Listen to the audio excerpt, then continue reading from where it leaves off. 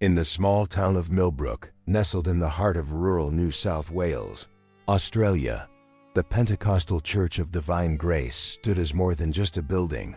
It was the beating heart of a tight-knit community. On a warm December morning in 2010, the faithful gathered for what would unknowingly be their last service with Pastor Emily Roberts, a woman whose passionate sermons and gentle spirit had touched countless lives over her 8 years of ministry. Before we continue, let us know where you're watching from, and don't forget to like this video and subscribe to the channel by clicking the icon in the bottom right corner of your screen. Now let's get into the story. Emily Roberts, at 34, possessed the rare combination of theological wisdom and childlike faith that made her beloved by parishioners of all ages. Her husband, Pastor Gabriel Hayes, often joked that God had blessed him twice, once with a devoted wife and again with a co-pastor who could move mountains with her prayers. That Sunday, as Emily stood behind the familiar wooden pulpit, her voice carrying across the sanctuary filled with nearly 200 congregants, nobody could have imagined that within hours she would vanish without a trace.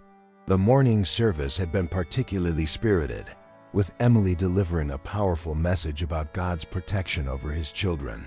The congregation sang with unusual fervor, hands raised high, voices joining in harmonious worship that seemed to lift the very roof of the century-old church building. Among the faithful were 3 children who had grown especially close to Pastor Emily through the church's youth programs.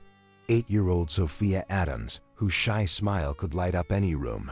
10-year-old Joshua Webb, a boy with an infectious laugh and a heart for helping others. And 9-year-old Olivia Green, whose beautiful singing voice often led the children's choir. These 3 children had been looking forward to the youth camp for months. The annual summer retreat, held at the church's bush property about 40 kilometers outside of town, was a tradition that brought together young people from across the region for 5 days of fellowship, outdoor activities, and spiritual growth. Emily had been planning the camp for half the year, organizing everything from the daily devotions to the campfire sing-alongs that had become legendary among the church families. As the service concluded that December morning, Emily gathered the excited children and their parents for final instructions about the camp. Parents hugged their little ones goodbye. Cameras flashed as families captured what they believed would be routine farewell moments. And the church bus loaded with camping supplies, musical instruments, and enough food to feed the expected 37 children and 12 adult volunteers. The last anyone saw of Pastor Emily Roberts was around 2 o'clock that afternoon, as she helped load the final boxes of craft supplies into the back of the church van. Gabriel had kissed his wife goodbye, reminding her to call when they arrived safely at the camp. Emily had smiled that radiant smile of hers and promised to phone by 5 o'clock. She never made that call. What began as a joyful departure for a week of Christian fellowship would become the starting point of one of rural Australia's most baffling missing persons cases. By nightfall, when no word had come from the camp, concern began to ripple through the Millbrook community. By the following morning, when search parties discovered the church bus abandoned on a remote dirt road with no signs of struggle, that concern had transformed into the kind of desperate fear that changes a community forever. The mystery of what happened to Pastor Emily Roberts and the 3 children would haunt Millbrook for 14 long years, creating questions that seemed to have no answers and leaving families shattered by an incomprehensible loss. Little did anyone know that the answers they sought were hidden in the very place where their faith journey had begun, behind the stage of their beloved church, waiting patiently for the right moment to reveal their devastating secrets. Chapter 2. The Discovery That Changed Everything. December 15, 2024, began like any other ordinary Sunday morning at the Pentecostal Church of Divine Grace in Millbrook. The congregation had grown smaller over the years, the weight of the unsolved disappearance having driven many families to seek spiritual comfort elsewhere. Pastor Marcus Thompson, who had taken over the ministry 2 years after the tragedy, was preparing for the morning service when 17-year-old Connor Mitchell made a discovery that would reopen one of Australia's most haunting cold cases. Connor, the grandson of longtime church member Helen Mitchell, had volunteered to help retrieve old Christmas decorations from the storage area behind the church's main stage. The stage, built in the 1960s, had a narrow crawl space underneath that had been used for storage for decades. As Connor maneuvered through the dusty space with his flashlight, searching for the box of vintage nativity figures, his beam caught something that made his blood run cold. Partially hidden beneath a pile of old hymnals and covered by a tattered church banner was a small bundle of fabric. As Connor's teenage eyes adjusted to the dim light, he realized he was looking at children's clothing, faded, dirt-stained, but unmistakably the same style of garments that had been described in the missing persons reports 14 years earlier. With trembling hands, he carefully moved the hymnals aside and discovered not just one, but several pieces of clothing, along with what appeared to be a woman's cardigan that matched the description of the sweater Pastor Emily had been wearing on the day she disappeared. The discovery sent shockwaves through the small community that had never truly recovered from the original tragedy. Within hours, Detective Mia Allen, now 42 and leading the New South Wales Police Force's Cold Case Unit, found herself standing in the familiar sanctuary where she had spent countless hours, interviewing witnesses 14 years earlier. The case had haunted her throughout her career, representing the one investigation that had remained frustratingly unsolved despite her team's exhaustive efforts. Detective Allen carefully examined the clothing with the church's current leadership and a forensics team specially called in from Sydney. The garments were remarkably well preserved, protected from the elements by their hiding spot beneath the stage. Among the items were a small pink t-shirt that Sophia Adams' mother immediately identified as belonging to her daughter, blue shorts that matched the description of what Joshua Webb had been wearing, and a yellow sundress with tiny flowers that was unmistakably Olivia Green's favorite outfit. But it was the discovery of Pastor Emily's distinctive lavender cardigan that truly confirmed what everyone feared. This wasn't just a random collection of lost clothing. The cardigan still bore the small silver crosspin that Emily's mother had given her for her ordination, a detail that had been mentioned in the original police reports, but never released to the public. The pin was slightly tarnished but intact, creating an eerie time capsule of that tragic December day in 2010. Church members who had gathered at the scene stood in stunned silence as the implications of the discovery began to sink in. For 14 years, they had wondered if their beloved pastor and the 3 precious children had somehow escaped, perhaps living new lives somewhere far away. The discovery of the clothing, hidden in their own sanctuary, shattered that hopeful possibility and raised disturbing new questions about what had really happened on that December afternoon. Pastor Marcus Thompson, a gentle man in his 50s who had never quite filled Emily's shoes in the hearts of the longtime congregation, struggled to comprehend how these items had remained hidden for so long. The stage area was used regularly for church productions, youth performances, and special services. How had no one noticed the bundle of clothing tucked away in that forgotten corner beneath the platform where Emily had delivered her last sermon? As news of the discovery spread through Millbrook, families who had spent 14 years in agonizing uncertainty found themselves facing a new kind of pain. The parents of Sophia, Joshua, and Olivia, all of whom had tried to rebuild their lives while never giving up hope, now confronted the harsh reality that their children's fate was somehow connected to the very building where they had worshipped and trusted their little ones to the care of their faith community. Detective Allen knew that this discovery was both a breakthrough and a new beginning. The clothing would be subjected to the most advanced forensic analysis available, but more importantly, it meant that someone with intimate knowledge of the church had been involved in whatever happened to Emily Roberts and the 3 children. The question that would drive the investigation forward was chilling in its simplicity. Who had access to hide these items beneath the stage? And what had they been trying to conceal for the past 14 years? Chapter 3: Echoes of the Past. The forensic analysis of the clothing discovered beneath the church stage yielded results that both answered questions and created new mysteries. Detective Mia Allen sat in her office in Sydney, studying the comprehensive report that had arrived from the laboratory 3 weeks after the discovery. The clothing showed signs of having been buried in earth for an extended period before being moved to their hiding place under the stage, suggesting a complex timeline that challenged everything investigators thought they knew about the case.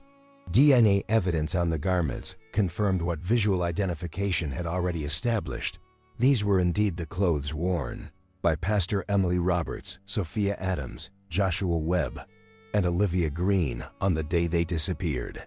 But the presence of soil samples that didn't match the area around the church indicated the clothing had been stored elsewhere before being moved to the stage area. The soil analysis revealed traces of clay and organic matter, consistent with the type of earth found in the dense bushland surrounding the camp property where the group had been heading. Detective Allen decided to revisit the original investigation files, spreading 14 years' worth of witness statements, search reports, and evidence logs across the conference table in the cold case unit. The original search of the camp property had been extensive, but had focused primarily on the buildings and immediate surroundings. The vast expanse of Australian bush that stretched for kilometers in every direction had been searched by volunteers and professional teams, but the sheer size of the area meant that some sections had received only cursory attention. The detective's attention was drawn to a particular witness statement that had seemed insignificant at the time but now took on new meaning. Robert Clark, a local farmer whose property bordered the church's campland, had reported seeing a large truck on the dirt road leading to the camp late in the evening of December 15, 2010. At the time, investigators had assumed it was related to the search efforts, but Clark's statement indicated the truck had been traveling away from the camp, not toward it, and this was before the search parties had been organized. Meanwhile, back in Millbrook, the discovery of the clothing had transformed the quiet town into a hub of media attention and renewed speculation. Reporters from major Australian news outlets had descended upon the community, interviewing anyone willing to speak about Pastor Emily and the 3 missing children. The attention was overwhelming for families who had spent years trying to heal from their loss while maintaining hope for answers. Gabriel Hayes, now 50 and serving as a missionary in remote Queensland, returned to Millbrook for the first time since his wife's memorial service. The man who had once been a pillar of strength for his congregation appeared aged beyond his years, the weight of 14 years of unanswered questions etched deeply in his weathered face. He met with Detective Allen at the church, standing in the sanctuary where he and Emily had shared so many joyful moments of ministry. Emily always said this church was sacred ground, Gabriel told the detective, his voice barely above a whisper. She believed God had called us specifically to this place, to these people. The idea that someone would use our sanctuary to hide evidence of what happened to her. He couldn't finish the sentence, the emotion too overwhelming to continue. Gabriel's return triggered memories among longtime church members who began sharing details they hadn't thought significant at the time. Mary Patterson, who had been the church secretary in 2010, remembered that in the days following the disappearance, she had noticed muddy footprints in the sanctuary that she had assumed were from the search volunteers. But now, with the benefit of hindsight, she realized the footprints had appeared before the official search parties had access to the building. Even more troubling was the recollection of Thomas Bradley, who had been the church's maintenance volunteer at the time. Thomas remembered that someone had apparently moved items in the storage area beneath the stage shortly after the disappearance, but when he had mentioned it to the church leadership, they had assumed it was part of the police investigation. It had never been reported to the authorities, and Thomas had eventually dismissed it as his imagination. The revelation that someone had been accessing the church's storage areas without authorization opened up a disturbing new angle in the investigation. Detective Allen realized that the perpetrator wasn't just someone who had harmed Emily and the children. They were someone who had continued to move freely within the church community, attending services and participating in the very search efforts meant to find their victims. As December 2024 drew to a close, the investigative team faced a sobering reality. The person responsible for the disappearance of Pastor Emily Roberts and the 3 children had been hiding in plain sight for 14 years, possibly sitting in the same pews where the victims' families continued to pray for answers. The discovery beneath the stage wasn't just evidence of a crime. It was proof that evil had been masquerading as righteousness in the heart of their faith community. The question now wasn't just what had happened to Emily, Sophia, Joshua, and Olivia. It was how someone could commit such an act and then live among the grieving families, offering comfort and support while concealing the truth about their loved one's fate. Chapter 4. The Web of Deception Unravels. The breakthrough in the case came from an unexpected source: the church's own historical records. While Detective Mia Allen's team continued their forensic analysis, volunteer researcher Patricia Williams had been methodically reviewing 14 years of church documents, looking for any detail that might have been overlooked. Patricia, a retired librarian and longtime member of the congregation, had dedicated her retirement to helping solve the mystery that had torn apart her faith community. In the church's financial records from late 2010, Patricia discovered something that made her hands tremble as she turned the pages. Someone had been making small but regular payments to a commercial storage facility in the nearby town of Riverside, beginning just 3 days after the disappearance. The payments were listed in the church's expense ledger as ministry supplies storage, but Patricia couldn't recall the church ever renting external storage space, especially not during the difficult financial period following the tragedy when donations had dropped significantly. Detective Allen immediately obtained a warrant to search the storage facility. Unit 47, a 10 by 12 foot concrete space, had been rented under the name of the church but signed for by someone using the forged signature of Pastor Emily Roberts. The handwriting analysis would later reveal that the signature had been practiced multiple times, with earlier attempts found in a notebook also discovered in the unit. Inside the storage unit, investigators found a cache of evidence that painted a disturbing picture of premeditation and cover-up.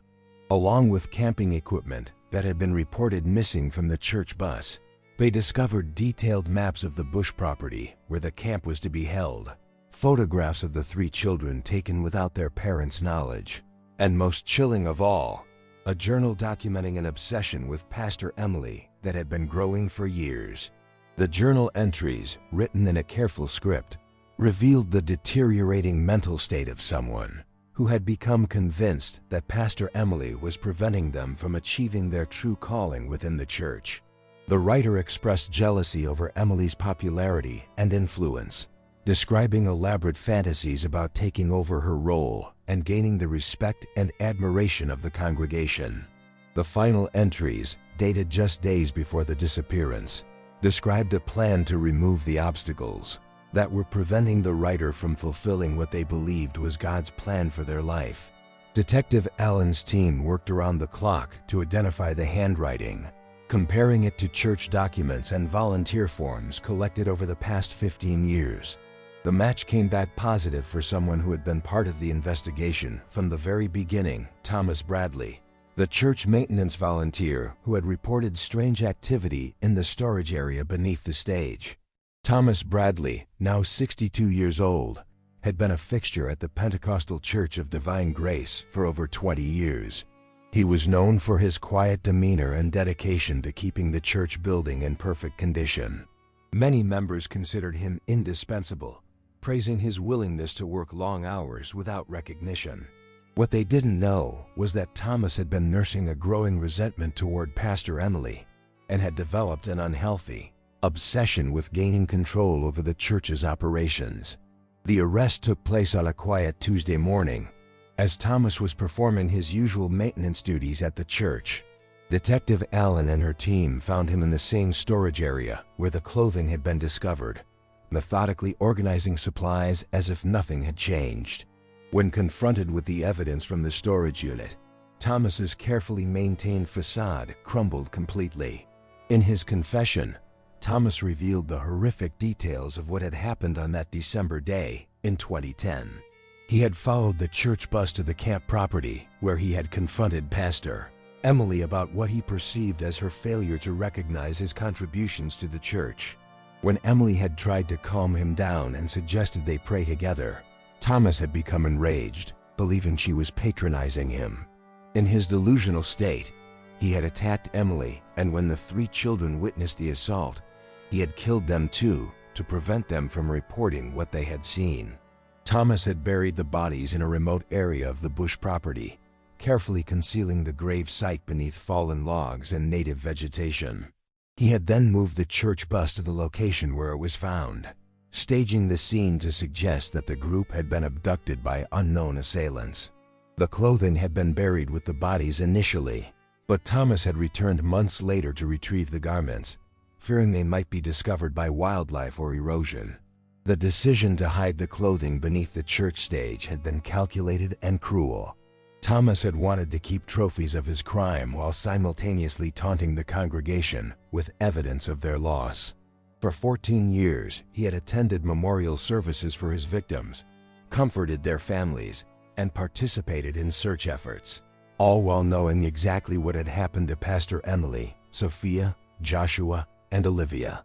The revelation that their trusted maintenance volunteer had been their beloved pastor's killer sent shockwaves through the Millbrook community.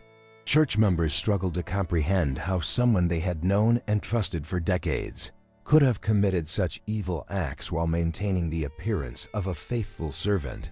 Chapter 5: The Search for Justice and Closure.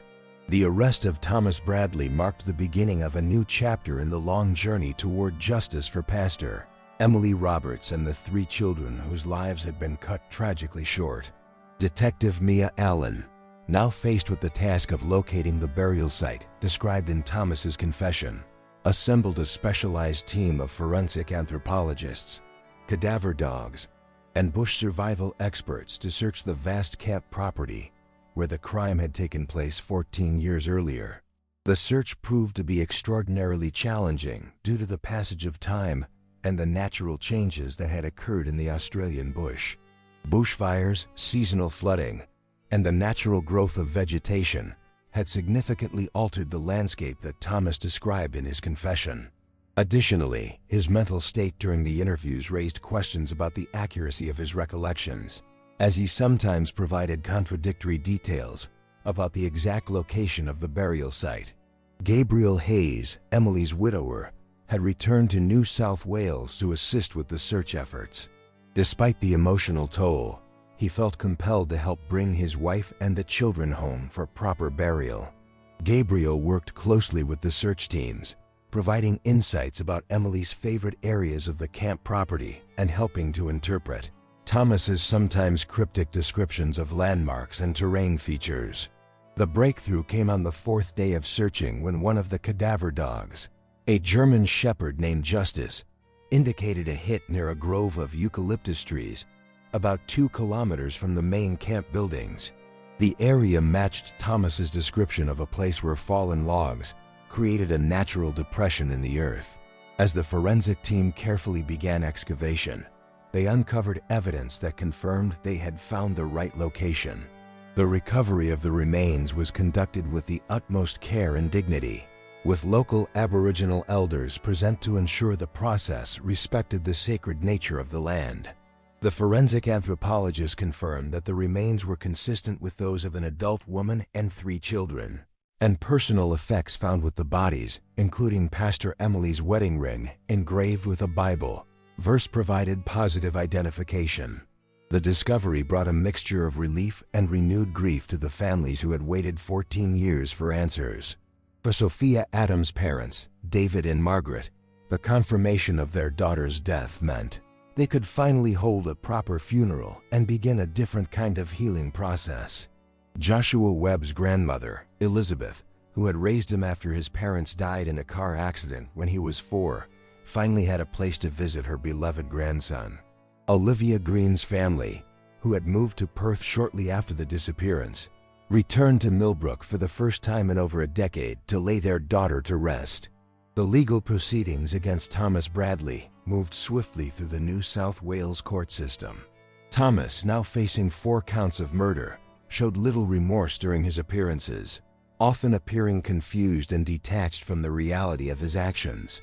His defense team attempted to argue diminished responsibility due to mental illness, but the extensive evidence of premeditation, including the detailed planning, revealed in his journal and the careful concealment of evidence over 14 years, made such a defense difficult to sustain. The trial became a media sensation throughout Australia, with courtroom proceedings broadcast live and extensive coverage in newspapers and online platforms. The case highlighted issues of mental health in religious communities and raised questions about how warning signs of dangerous behavior might be recognized and addressed before tragedy occurs. During the trial, evidence was presented showing that Thomas had exhibited concerning behavior in the years leading up to the murders. Several church members testified that he had made inappropriate comments about Pastor Emily and had expressed frustration about not being given more leadership responsibilities. However, these incidents had been dismissed as personality quirks rather than warning signs of a dangerous obsession. The prosecution, led by Crown Attorney Rebecca Martinez, painted a picture of a man who had allowed jealousy and delusion to transform him into a calculating killer. The defense argued that Thomas suffered from a form of religious psychosis that had made him unable to distinguish between reality and his fantasy of being called to lead the church.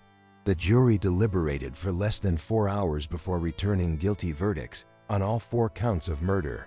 Judge Harrison Stevens sentenced Thomas Bradley to life imprisonment without the possibility of parole, stating that the premeditated nature of the crimes and the subsequent 14 years of deception made this one of the most heinous cases he had encountered in his 30-year career.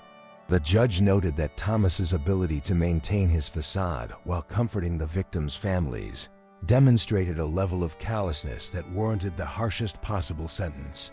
As Thomas was led away in shackles, the families of his victims found themselves facing a new challenge, learning to live with the knowledge of what had really happened while trying to find a way to move forward with their lives. Chapter 6. The community struggles to heal. The conclusion of Thomas Bradley's trial marked the end of the legal proceedings, but for the tight-knit community of Millbrook, the journey toward healing had only just begun. The Pentecostal Church of Divine Grace, once the spiritual heart of the town, now stood as a reminder of both profound loss and the uncomfortable reality that evil could hide within the most sacred spaces. Pastor Marcus Thompson faced the difficult decision of how to help his congregation process the revelation that their trusted maintenance volunteer had been a murderer, hiding among them for 14 years. The church building itself became a source of controversy within the community. Some members felt that the sanctuary had been forever tainted by Thomas's presence and the discovery of evidence beneath the stage. They advocated for demolishing the building and starting fresh elsewhere, believing that only radical change could help them move beyond the tragedy. Others argued that abandoning the church would be allowing Thomas to claim another victory, destroying the sacred space where Emily had ministered with such passion and dedication.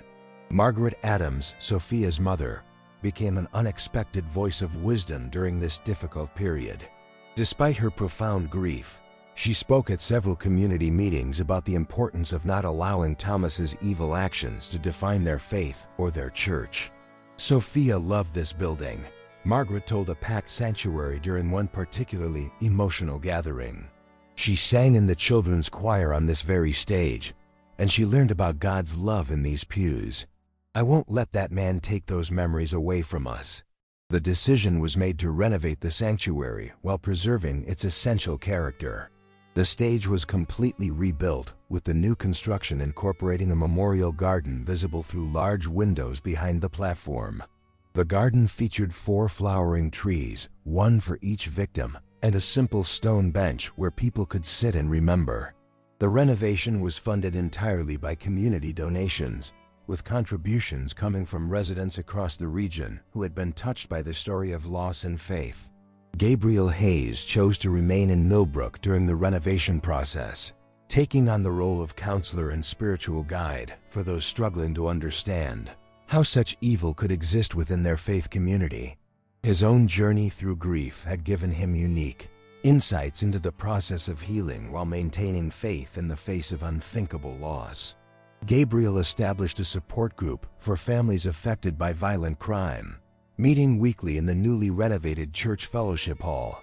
The support group attracted members from across New South Wales, including families dealing with cold cases, recent losses, and the complex emotions that come with unexpected revelations about crimes committed by trusted individuals.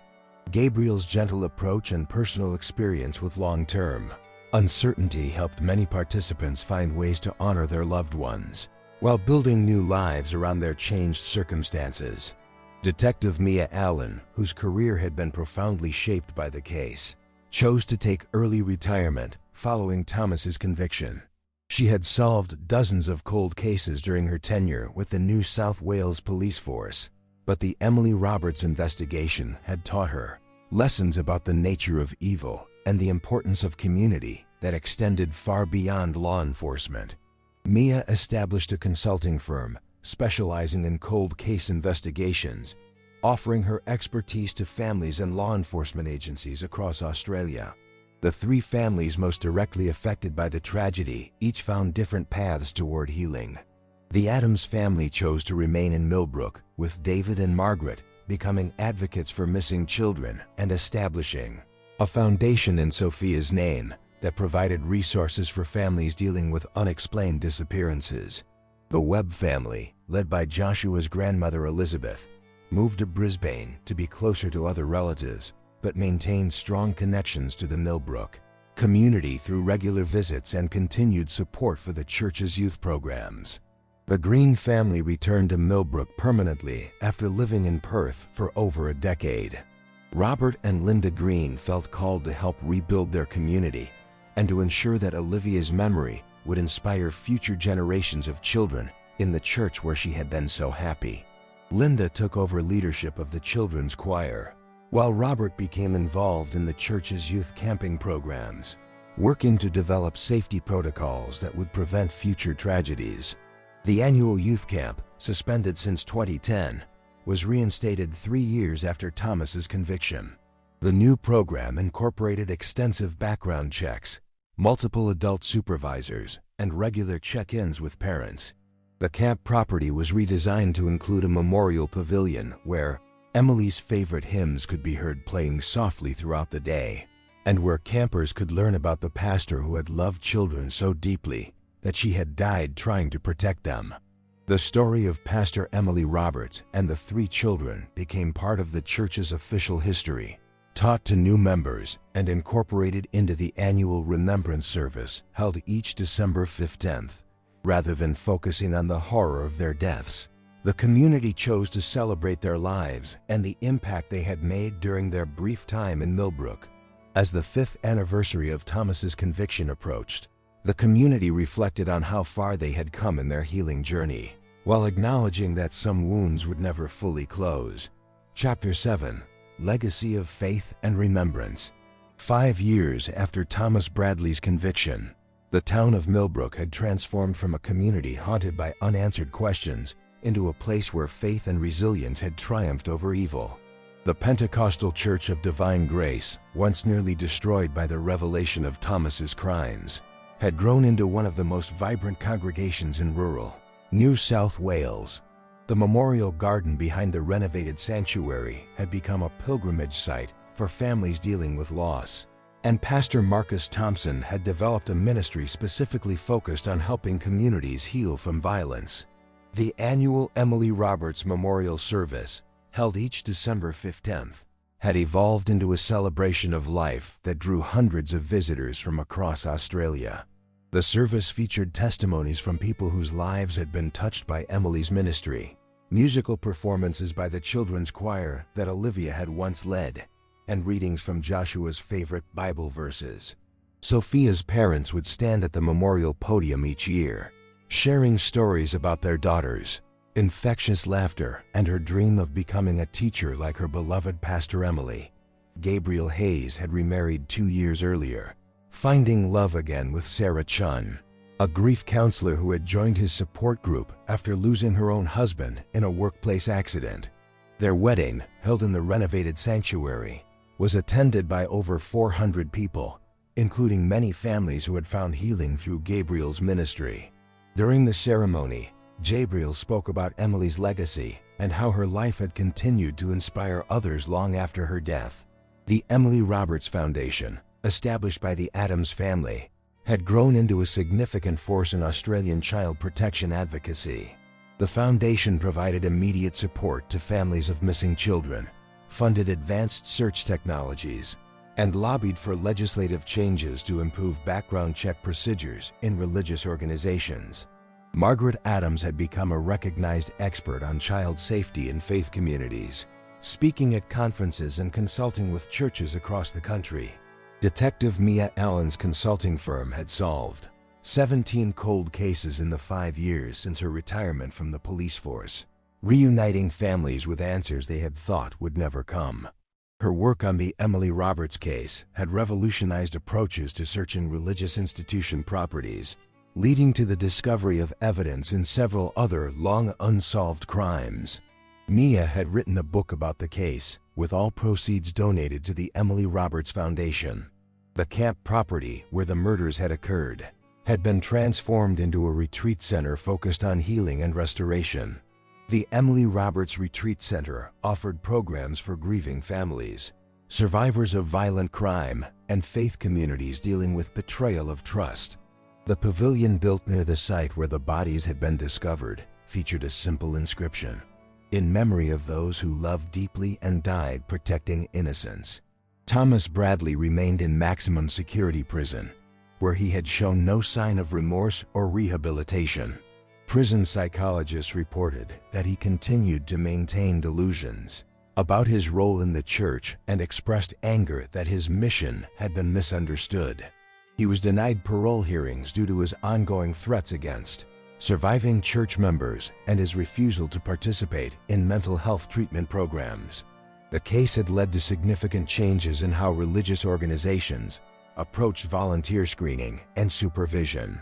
The Emily's Law legislation, passed by the New South Wales Parliament 3 years after the conviction, required enhanced background checks and regular psychological evaluations for all volunteers working with children in religious settings. The law also mandated training for recognizing signs of unhealthy obsession and inappropriate behavior in faith communities. On a warm December morning in 2029, exactly 19 years after the tragic disappearance, the community gathered for a special dedication ceremony. A bronze statue of Pastor Emily Roberts, surrounded by 3 children, had been commissioned for the church courtyard, depicting the beloved pastor reading from the Bible while Sophia, Joshua, and Olivia listened with rapt attention. The statue bore a simple inscription: "Faith, hope, and love. The greatest of these is love." As the ceremony concluded, Gabriel Hayes stood before the congregation one final time as a resident of Millbrook. He and Sarah had accepted a missionary assignment in Papua New Guinea, where they would work with indigenous communities to establish trauma healing programs. Before leaving, Gabriel wanted to share what he had learned during his journey from devastating loss to renewed purpose. Emily used to say that God could bring beauty from ashes. Gabriel told the gathered crowd, his voice strong and confident. She was right, but not in the way any of us expected. The beauty hasn't come from forgetting our pain or pretending that evil doesn't exist. It's come from choosing to love more deeply, protect more fiercely, and faith more boldly because we know how precious and fragile life really is. The families of Sophia, Joshua, and Olivia had found ways to honor their children's memories while building new lives filled with purpose and hope. Their children's brief lives had left ripples of positive change that would continue to protect other children for generations to come. In the end, the legacy of Pastor Emily Roberts and the 3 children she died trying to protect was not defined by the evil that took their lives, but by the love that continued to grow from their memory. As the sun set over Millbrook that December evening, the church bells rang out across the community, not in mourning, but in celebration of lives well lived and love that endures beyond death. The story of their loss had become a testimony to the power of faith communities to heal, grow, and create meaning from even the darkest chapters of human experience.